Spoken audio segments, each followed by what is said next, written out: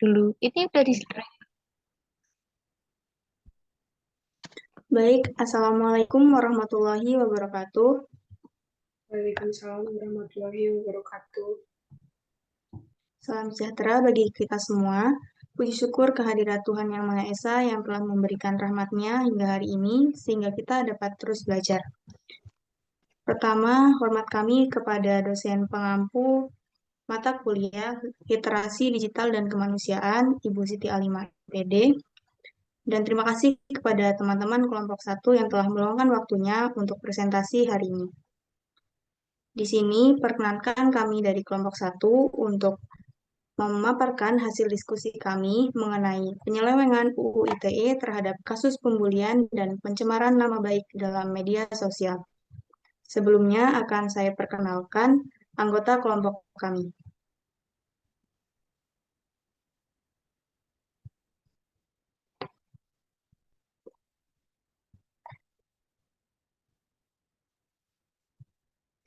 Yang pertama, ada Arina Husnunida dengan NIM 1301421106,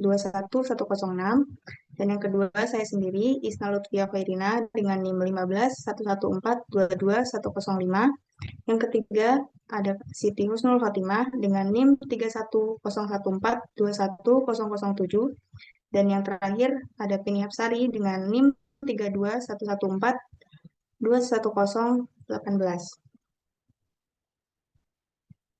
Berikut adalah materi pertama mengenai pengertian cyberbullying yang akan disampaikan oleh Kak Husnul. Kepadanya dipersilahkan. baik, materi yang pertama yaitu pengertian dari cyberbullying. Cyberbullying merupakan salah satu kejahatan melalui dunia maya atau sosial media. Berasal dari kata cyber, yaitu yang berarti media elektronik yang saling berhubungan dengan suatu sistem jaringan yang tersebar di seluruh dunia. Dan bullying sendiri digunakan untuk berinteraksi baik secara searah maupun sebaliknya dengan media online.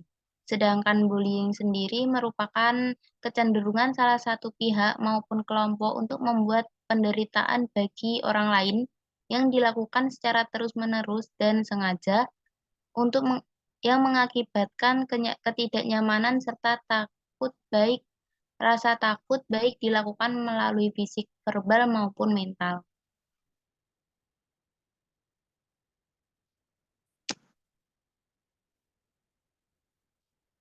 Dan materi selanjutnya yaitu mengenai latar belakang. Silakan dilanjutkan oleh Kak Husnul. Ya, baik, terima kasih. Berikutnya latar belakang daripada cyberbullying dan pencemaran nama baik di media sosial, yaitu perkembangan teknologi, meningkatnya teknologi dan informasi.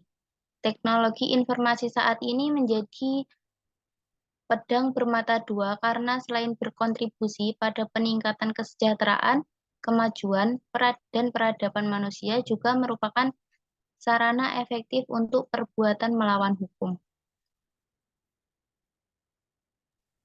Terima kasih Kak Husnul atas pemaparannya. Selanjutnya mengenai perlindungan yang dilakukan terhadap tindakan cyberbullying yang akan disampaikan oleh Kak Arin. Kepadanya dipersilahkan.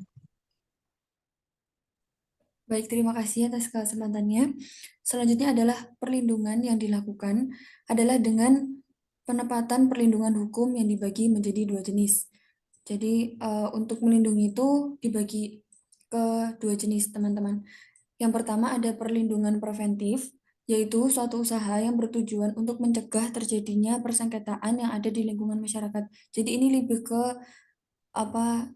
sebelum terjadinya kegiatan tersebut, kejahatan tersebut. Yang kedua ada perlindungan represif, yaitu suatu upaya untuk mencari penyelesaian permasalahan atau sengketa dengan mempergunakan lembaga peradilan.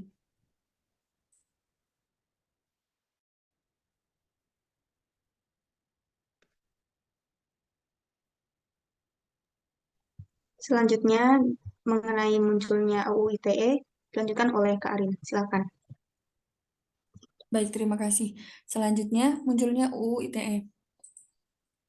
Karena maraknya kejahatan seperti cyberbullying, pemerintah Indonesia mengeluarkan perlindungan berupa peraturan perundang-undangan yang bertujuan untuk melindungi korban.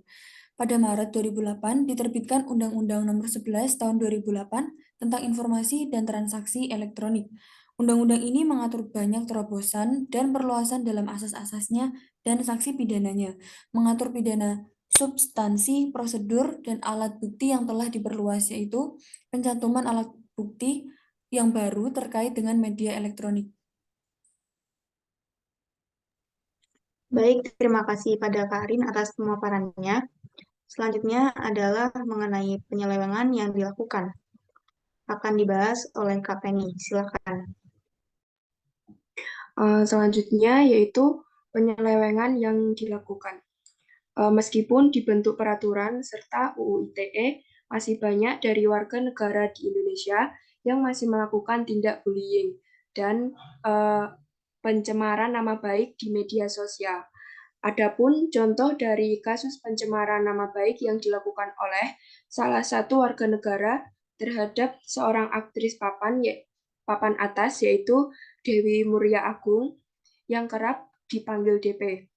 Kasus yang sama juga terjadi di tahun sebelumnya, yaitu pada tahun 2021, dan Medina Zain, seorang selebgram yang divonis 6 bulan penjara karena kasus pencemaran nama baik melalui media sosial terhadap Merisya Ica.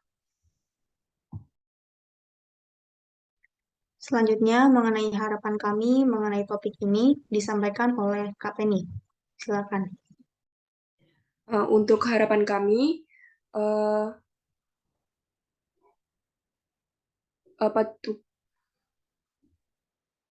pay tegas agai pelaku menjadi jera dan masyarakat yang lain tidak akan melakukan tindak kekerasan yang sama. Baik, terima kasih Kak Penny atas pemaparannya. Berikut saya akan menyampaikan kesimpulan dari materi kami, yaitu cyberbullying merupakan salah satu kejahatan berbentuk bullying baik fisik maupun mental ataupun verbal melalui dunia maya atau sosial media yang dilakukan secara sengaja, berulang, dan terus-menerus oleh seorang individu atau kelompok dengan tujuan menyakiti perasaan orang lain. Bentuk dari perlindungan ini adalah restitusi yang merupakan suatu pengganti kerugian yang diwajibkan bagi pelaku ataupun kerabat pelaku yang berdasarkan putusan hakim yang telah memiliki kekuatan hukum tetap atas timbulnya kerugian material maupun imaterial yang dirasakan korban yang sesuai dengan prinsip restitutio in integrum 41 yang terdapat di pasal 19 PP nomor 7 tahun 2018 tentang pemberian kompensasi, restitusi, dan bantuan kepada saksi dan korban.